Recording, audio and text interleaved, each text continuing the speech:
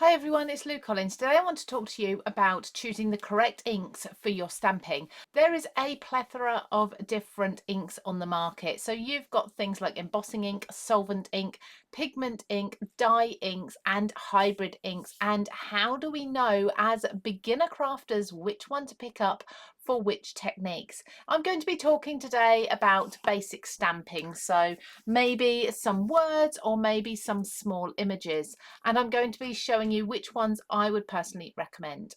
For embossing ink, this Versamark is a very popular brand, but this is a clear ink. Mine's quite a dirty pad now, but a clear ink that is very sticky. This is going to stay wet for a long time, and that then allows time for your embossing powder to stick to the ink and for you to heat set it.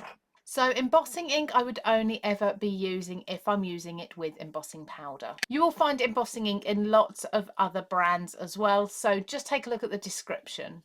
Now for a solvent ink, StazOn is probably one of the most popular brands and it comes in lots of different colours.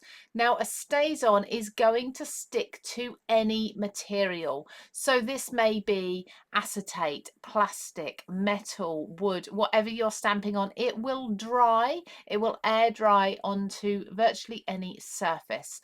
Now when we're looking at any other type of ink pads, it's ideal if you can learn the difference between a dye ink and a pigment ink, because most ink pads will fall under one of these two categories and it will affect the way they react on the paper when stamping.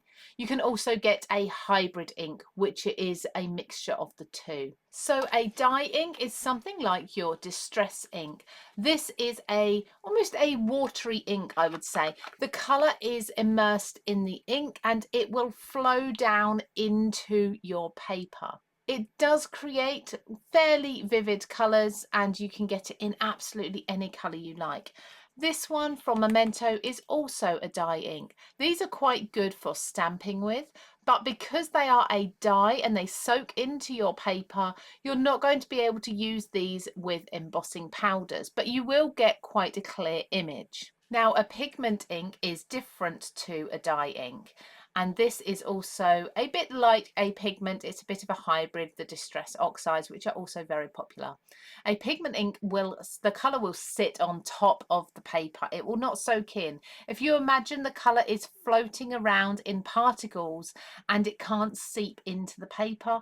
This does also mean though, because the colour is sitting on top of the paper, it stays wet a little bit longer and it will stay wet usually long enough to hold your embossing powders. With pigment inks, you're also going to get quite a nice clear image when stamping detail. Now, one of the issues that I find with using a dye ink is that when it's on the stamp, it can pool a little onto the stamp and you can get a blotchy finish, particularly if you are stamping quite a solid image.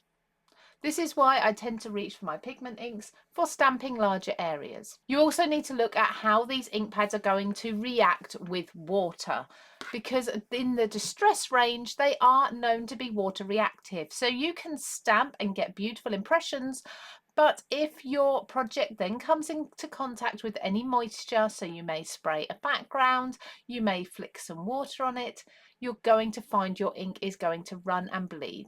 So look at the back of your ink pads. I would definitely recommend for detail on your projects VersaFine Clair or Memento, particularly if you just want a black, but these do all come in lots of different colours. So we're going to be able to use this with any wet mediums afterwards, and you know you're not going to get any bleeding. So with all of this in mind, if you're a complete beginner looking for which ink pads to stock up on first, particularly if you're looking at doing some detail stamping for, say, sentiments, I would recommend VersaFine Clair or Memento to begin with.